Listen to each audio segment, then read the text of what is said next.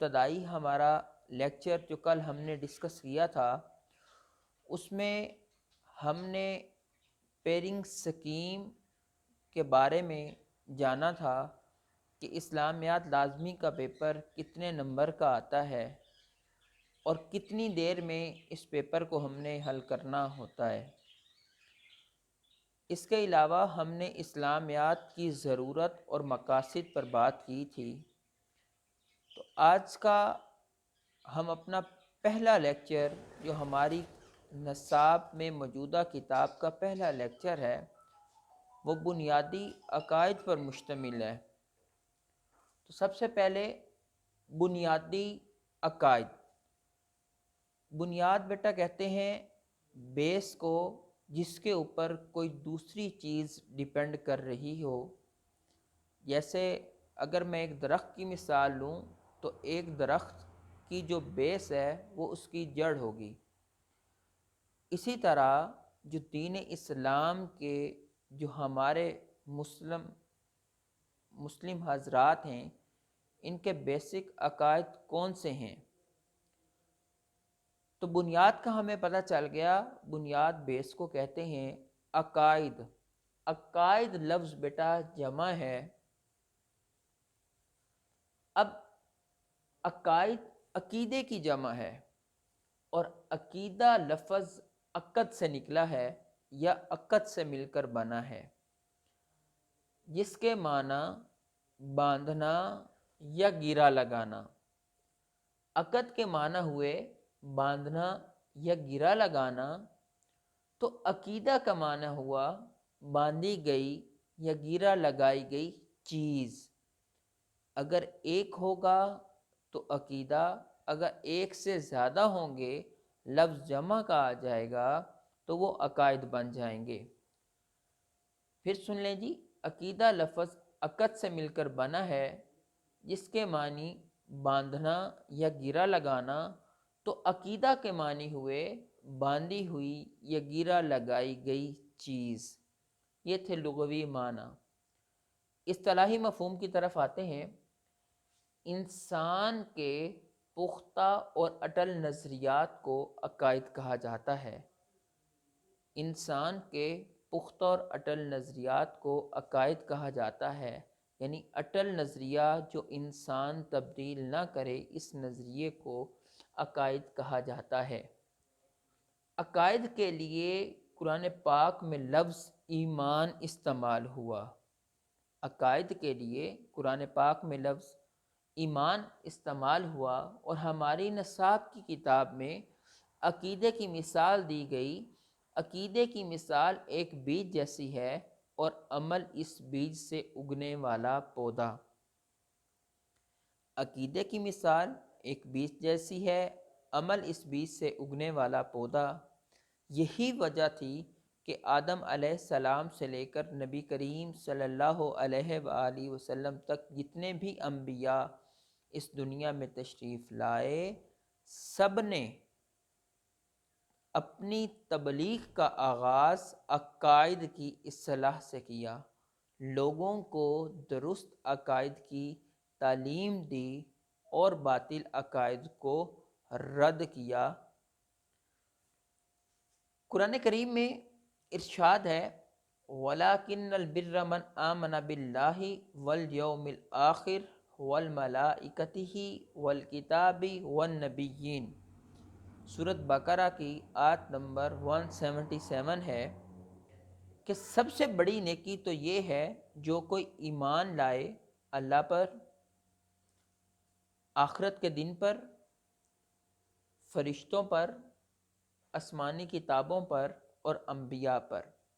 یہ 5 ہمارے بنیادی عقائد ہیں: عقیدہ توحید، عقیدہ رسالت، عقیدہ ملائکہ، عقیدہ آسمانی کتب، اور لاسٹ پہ جو ہمارا ہے وہ عقیدہ آخرت ہے۔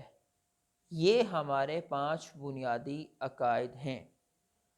عقیدہ توحید سے مراد اللہ تعالیٰ پر ایمان لانا، عقیدہ رسالت سے مراد آپ صلی اللہ علیہ وآلہ وسلم تک جتنے بھی انبیاء اس دنیا میں تشریف لائے تمام انبیاء کی نبوت اور رسالت پر ایمان لانا، عقیدہ ملائکہ سے مراد تمام فرشتوں پر ایمان لانا، عقیدہ آسمانی کتب سے مراد آسمانی کتابوں اور صحائف پر ایمان لانا، عقیدہ آخرت سے مراد آخرت کے دن پر ایمان رکھنا۔ یہ تھا ہمارا بنیادی عقائد۔ اس میں ہم نے سب سے پہلے بنیادی عقائد کی تعریف کو ڈسکس کیا۔ تعریف ڈسکس کرنے کے بعد ہم نے اس کی مثال دیکھی۔ مثال دیکھنے کے بعد ہم نے عقیدے کی اہمیت پر بات کی کہ آدم علیہ السلام سے لے کر نبی کریم صلی اللہ علیہ وآلہ وسلم تک جتنے بھی انبیاء اس دنیا میں آئے، سب نے اپنی تبلیغ کا آغاز عقائد کی اصلاح سے کیا۔ اس کے ساتھ ہی آتے ہیں جی وجود باری تعالیٰ پر دلائل۔ اب کیا اللہ تعالیٰ کا وجود ہے؟ کیا اتنی بڑی کائنات کو کس نے اکیلے تخلیق کر دیا؟ اس کی دو وجوہات ہیں بیٹا، اس کی دو دلیلیں بھی ہیں۔ ایک ہے قرآنی عقلی دلائل، یہ قرآنی عقلی دلیل، اور ہے ایک صرف عقلی دلیل۔ اگر کسی بھی انسان کو ہم نے یقین دہانی کروانی ہے کہ اتنا بڑا نظام کائنات کا خود بخود کیسے وجود میں آیا، یہ کس نے اس کو تخلیق کیا، تو ہم ایک مسلم کو بہت آسانی سے قرآن پاک کی آیات کا جب ہم حوالہ دیں گے تو ایک مسلمان فرد اس بات پر فوراً یقین کر لیتا ہے۔ لیکن اگر اس کے برعکس اگر ہم کسی غیر مسلم کو ان تمام چیزوں کے بارے میں بتائیں تو وہ کبھی بھی اس بات پر یقین نہیں کرتے۔ اسی لیے جو ہم غیر مسلموں کو اس کائنات کے بارے میں، اللہ تعالیٰ و تبارک کے نظام کے بارے میں جو ہم دلائل دیتے ہیں وہ صرف ہم عقلی دلائل دیتے ہیں، جبکہ اگر ہم نے کسی مسلمان شخص کو کوئی بھی بات سمجھانی ہے یا کسی بھی بات سے آگاہ کرنا ہے تو ہم اسے قرآن کریم سے، قرآن کے ریفرنسز دے کے ہم اس کو وہ بات سمجھانے کی کوشش کرتے ہیں۔ اب سب سے پہلے ہم آتے ہیں جی عقلی دلائل کی طرف۔ عقلی دلائل کہ جب بھی ہم کسی بنی ہوئی چیز کو دیکھتے ہیں تو ہمارے دماغ میں تصور آ جاتا ہے یہ چیز کسی نہ کسی نے ضرور بنائی۔ اگر ہم گھڑی کو دیکھیں تو گھڑی ساز کا تصور ذہن میں آ جاتا ہے، اگر ہم عمارت کو دیکھیں تو معمار کا تصور آ جاتا ہے۔ تو اسی طرح اگر ہم پوری کائنات پر غور و فکر کریں تو پتہ چلتا ہے یہ پوری کائنات کسی نہ کسی نے ضرور تخلیق کی، کسی بنانے والے کے بغیر یہ کائنات خود بخود وجود میں نہیں آئی۔ یہ تھی ایک عقلی دلیل جو ہم کسی بھی غیر مسلم کو دے کر اس کو ہم مطمئن کر سکتے ہیں۔ اب آگے قرآنی عقلی دلائل۔ اب قرآن اس چیز کے بارے میں کیا کہتا ہے؟ تو قرآن پاک میں سب سے پہلی آیت ہے افی اللہ شک فاطر السماوات والارض، سورۃ ابراہیم میں ہے، کیا شبہ ہے اللہ میں جس نے بنائے آسمان اور زمین۔ اس کے علاوہ لو کان فیہما آلیۃ الا اللہ لفسدتا، سورۃ الانبیاء میں ہے کہ اگر اللہ تعالیٰ و تبارک کی ذات کے علاوہ کوئی اور خدا ہوتے، یہ دو خدا ہوتے تو زمین میں ضرور فساد برپا ہو جاتا۔ اس کی مثال ہم عام طور پر بچوں کو سمجھاتے ہیں کہ اگر دو لوگ ہوں، مشترکہ کوئی کاروبار کر رہے ہوں، ان دونوں کی آپس میں اختلافات ان کے آپس میں بننے شروع ہو جاتے ہیں۔ ایک حصہ دار یہ کہتا ہے کہ میں نے اس وقت یہ کام کرنا ہے، جبکہ دوسرا حصہ دار کہتا ہے کہ میں نے اس وقت یہ کام نہیں کرنا، تو ان میں اختلاف آ جاتا ہے۔ اگر اللہ تعالیٰ و تبارک کی ذات کے علاوہ کوئی اور خدا ہوتا تو زمین میں ضرور فساد برپا ہو جاتا۔ اگلی آیت ہے جی سورۃ یاسین کی آیت نمبر 40 میں ہے جی لَلشَّمْسُ يَنبَغِي لَهَا أَن تُدْرِكَ الْقَمَرَ وَلَا اللَّيْلُ سَابِقُ النَّهَارِ وَكُلٌّ فِي فَلَكٍ يَسْبَحُونَ۔ نہ آفتاب کی مجال ہے جا کر چاند کو پکڑے، نہ رات دن سے پہلے آ سکتی ہے، ہر چیز ایک مقرر دائرے میں کام کر رہی ہے۔ ان فی خلق السماوات والارض واختلاف اللیل والنہار لآیات لأولی الالباب، سورۃ آل عمران کی آیت نمبر 190 میں ہے، بے شک آسمان اور زمین کا بننا، دن اور رات کی تبدیلی میں عقل والوں کے لیے نشانیاں ہیں۔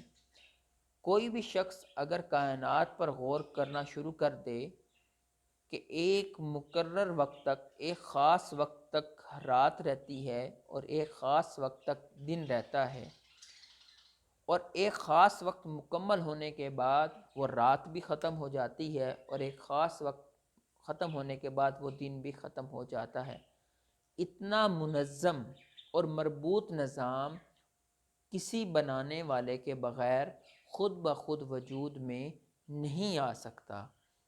یہ تھا بیٹا وجود باری تعالیٰ پر قرآنی دلائل۔ ہمارے نصاب کی کتاب میں چند آیات اور بھی ہیں، لیکن جو مین 4 آیات تھیں وہ میں نے بورڈ پہ آپ کے سامنے مینشن کر دیں۔ جو عقلی دلائل تھا وہ پہلا پیراگراف وہ بھی میں نے آپ کو مینشن کر دیا۔